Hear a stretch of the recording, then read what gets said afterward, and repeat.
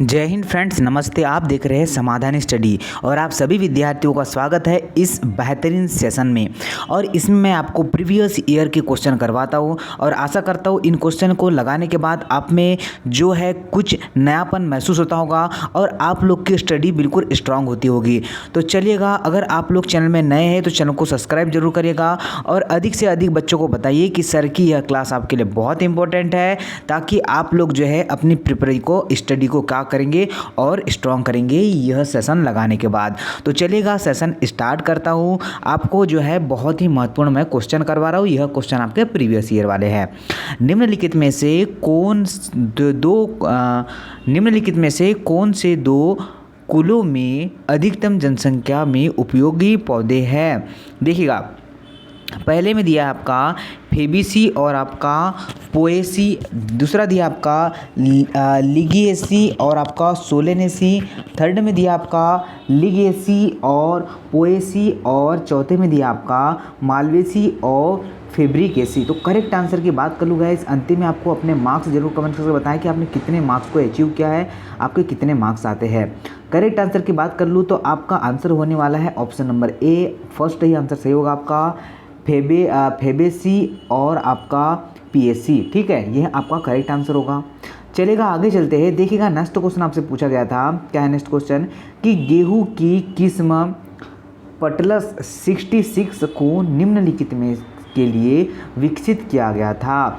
घासीय वृद्धि रोग की जांच करना, या फिर आपका उच्च प्रोटीन आयंस, थर्ड है आपका विटामिन सी, और फोर्थ है आपका सुगंधित अनाज। तो राइट आंसर की बात कर लूँ मैं, तो अगर आपने चूज़ किया है ऑप्शन नंबर सेकेंड तो आपका करेक्ट होगा। क्या होगा आपका? उच्च प्रोटीन आयंस इसका करेक्ट आंसर होगा। चलेगा, आगे चलते हैं, देखते हैं नेक्स्ट क्वेश्चन कौन सा पूछा गया था। नेक्स्ट क्वेश्चन आपके स्क्रीन पर है। क्या पूछा गया था आपसे, देख लीजिए, कि आपको प्राथमिक कार्बोनिक्स C3 और C4 पौधे में निम्नलिखित की मदद से घटित होता है। और ये वाला question guys as it is मैंने आपको क्लास में करवाया है, जो मेरी मॉर्निंग 6 बजे क्लास होती है ना, यही वाला C3 और C4 पौधे के बारे में मैंने आपको बताया था। देखिएगा, पहला दिया है आपका RUBP कार्बोक्सिलेज और आपका पायरुवेट कार्बोक्सिलेज, या फिर आपका क्या दिया है RUBP कार्बोक्सिलेज, या और आपका PEB कार्बोक्सिलेज। करेक्ट आंसर की बात कर लूँ मैं, तो अगर आपने चूज़ किया है, चलेगा करेक्ट आंसर ही बता देता हूँ आपको। इसका करेक्ट आंसर होगा आपका क्या होगा, RUB कार्बोलेक्स और आपका PEB कार्बोलेक्स। किस में दिया है यह? तो ऑप्शन नंबर बी में दिया है। ठीक है, आपका बी सही होने वाला है। चलिए, इतने डिफ़िकल्ट लैंग्वेज रहते हैं गाइस, इसको आप समझ नहीं पाते हैं, बट आपको लैंग्वेज समझना है इनकी। देखिएगा, अंकुरित आपका बीजों में आपका फैक्ट्री एसिड को विशेष रूप से खालिस्तान में आपका निम्नीकृत किया जाता है।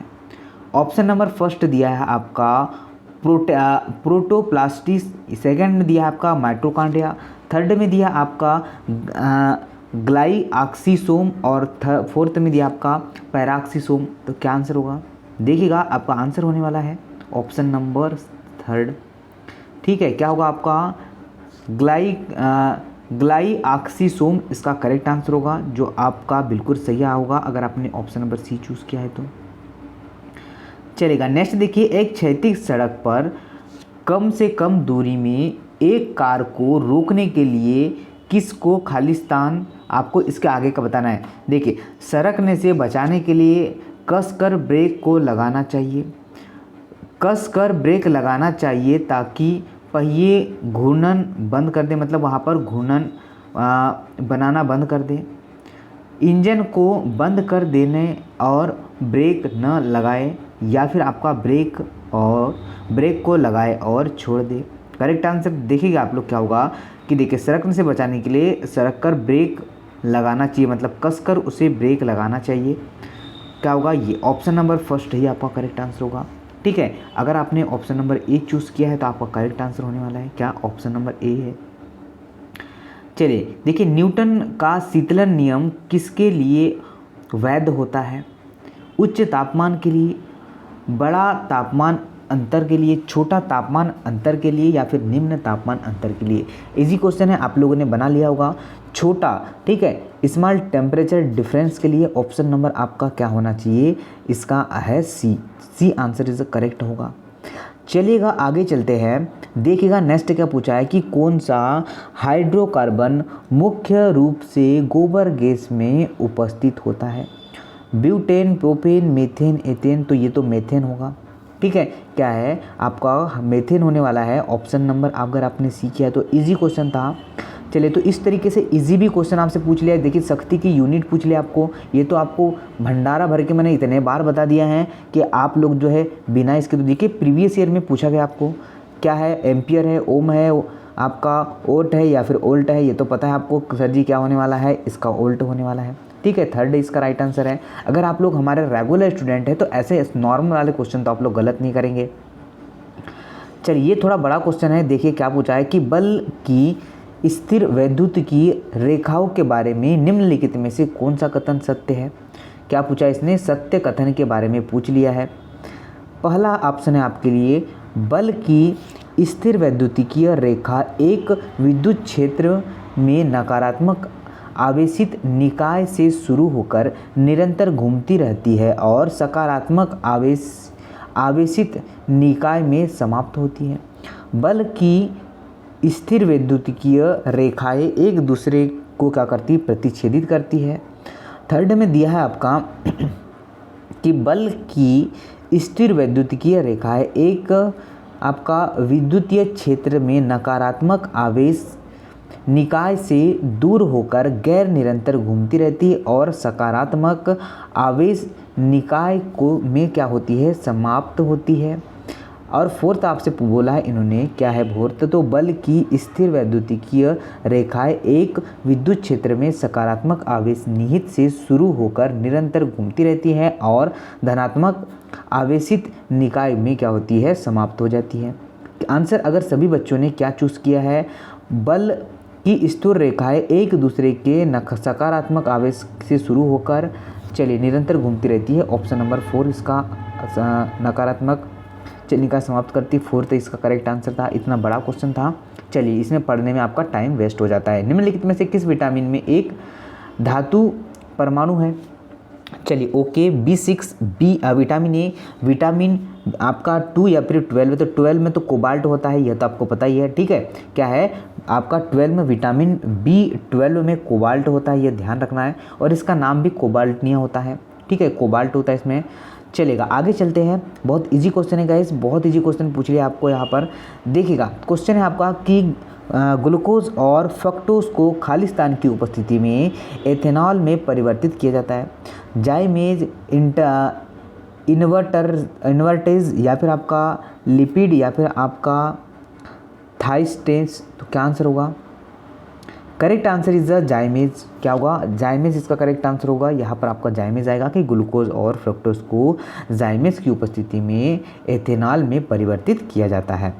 चलिएगा आगे चलते हैं, देखिएगा नेक्स्ट क्वेश्चन है कि पिघलने के दौरान जल की ऊष्माधारिता होती है 1, 0, अनंत या फिर आपका अपर्याप्त डाटा। क्या है इसका आंसर, तो आपका अनंत इसका करेक्ट आंसर होगा, इन्फिनिटी इसका करेक्ट आंसर होगा। अगर आपने इन्फिनिटी आंसर किया है तो आपका करेक्ट आंसर होगा। चलिएगा आगे चलते हैं, देखिए नेक्स्ट क्वेश्चन क्या पूछा है आपसे। ये देखिए थोड़ा बड़ा क्वेश्चन है कि क्या पूछा इसने कि ऑक्सीजन की अधिकता में एक 5.6 ग्राम कार्बनिक यौगिक ने दहन कर 17.6 ग्राम कार्बन डाइऑक्साइड तथा 7.2 ग्राम पानी दिया। कार्बनिक यौगिक है वो कौन सा कार्बनिक यौगिक है जो तीनों मिलाकर बनेगा, तो C4H8 होने वाला है। क्या होगा, C4H8, option number D correct है। समझ चुके हैं ना, ऐसा भी क्वेश्चन आपको पूछा जाता है। मृदु साबुन मतलब सॉफ्ट सोप होता है कैल्शियम लवण, पोटेशियम लवण, सोडियम लवण या मैग्नीशियम लवण। तो क्या आंसर आपने चूज़ किया है। आज अधिकतर बच्चों के आंसर सही हो गए, मुझे पता है, क्योंकि ज़्यादा टफ क्वेश्चन नहीं है। आपका राइट आंसर की बात लगू तो आपका मैग्नीशियम लवण इसका ऑप्शन नंबर डी आंसर होगा। क्या है, मैग्नीशियम लवण अगर आपने किया है तो आपका सही होने वाला है।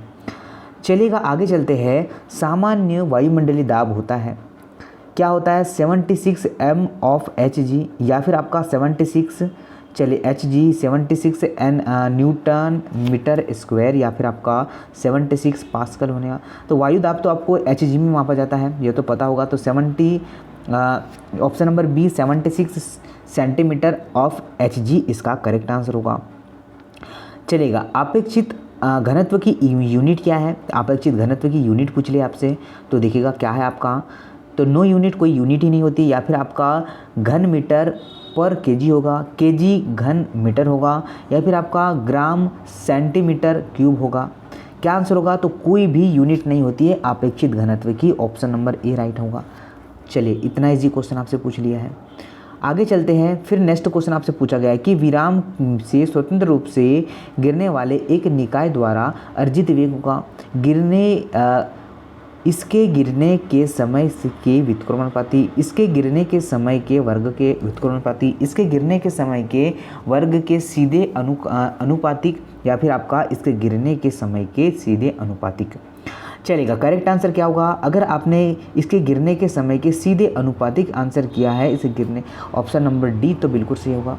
क्या होगा? ऑप्शन नंबर डी करेक्ट है, बिल्कुल आपने सही आंसर किया होगा। चलेगा, आगे देखते हैं नेक्स्ट क्वेश्चन क्या है आपका। तो नेक्स्ट क्वेश्चन आपसे पूछा गया है कि क्षार और वसा के बीच की अभिक्रिया को क्या कहा जाता है?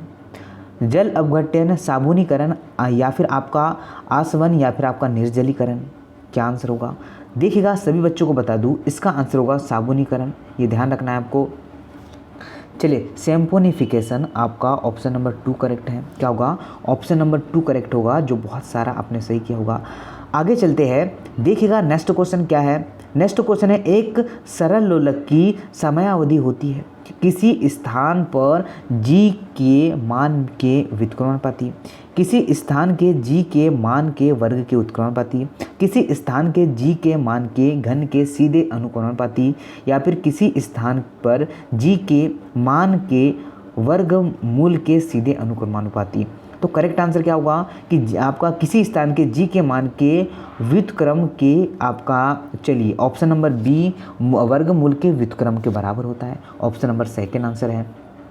तो आज मैंने आपको 20 क्वेश्चन करवाया है, और इन क्वेश्चनों को आपको लर्न करना है गाइस, अपनी एक कॉपी में नोट डाउन करना है, ताकि आपको इसका बेनिफिट हो। आप लोग जब इसे लगाए तो आपको जो है प्रीवियस ईयर क्वेश्चन तो पूछा ही जाता है, आपको ये भी पता है, तो इससे आपको और अच्छा आपके स्टडी में अच्छा जो है आपकी स्टडी स्ट्रांग होगी, और आप लोग को ऐसा लगेगा कि हाँ, ऐसे क्वेश्चन तो हमें डेफिनेटली करना ही चाहिए। तो आशा करता हूँ गाइस आप लोग शेयर करेंगे, लाइक करेंगे, और अगर आप लोग नए होंगे तो चैनल को सब्सक्राइब करेंगे।